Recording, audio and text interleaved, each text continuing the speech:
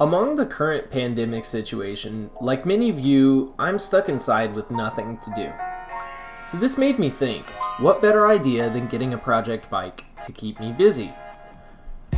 I got to looking and I found a repair shop local to me that was getting rid of probably 30 or more bikes, all in different but non-running conditions. Unfortunately, I couldn't really take video inside, but it was a sight to see. After a sketchy tie-down job, my new bikes were on their way home. I just had to move my WR out of the garage for a little bit to make room for these.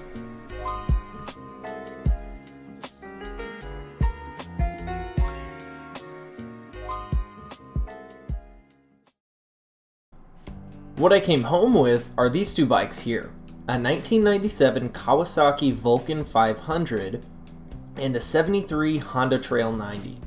Now I didn't plan on buying two, but the package deal got me both of them for the typical price of one. I ended up paying $500 for both of these, which I consider a pretty decent deal. The Trail 90 is in okay condition.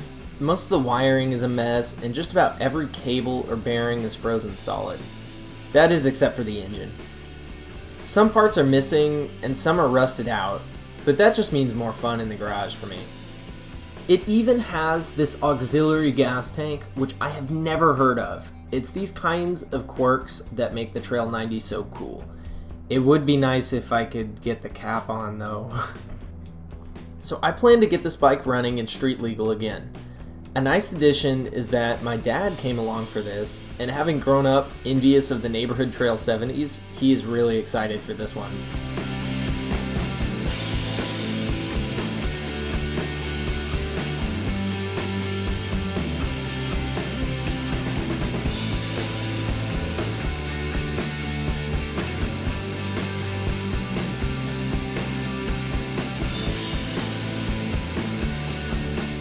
Switching styles a bit to the Kawasaki, this bike is, on the surface, much more complete. The bike has been sitting for years, and judging by the 2011 registration, it probably hasn't run since then. So for this bike, I anticipate typical fuel system issues, and hopefully not much else. I'm really hoping that a new battery and clean carburetors will magically spring this bike to life. It's not really my style, but it's comfy, it's powerful, and most importantly, cheap.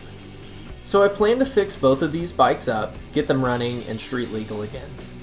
I'll be recording videos along the way of all the troubles I'm sure to encounter, and they should make some fun toys once they're running too. The Vulcan might get sold in the near future, but my dad and I are both huge fans of the Trail 90, so I'm sure if I don't keep it that he will. Be sure to subscribe so you can keep an eye out for the coming videos where I'll be going in depth with the work on these two projects. Thanks for watching.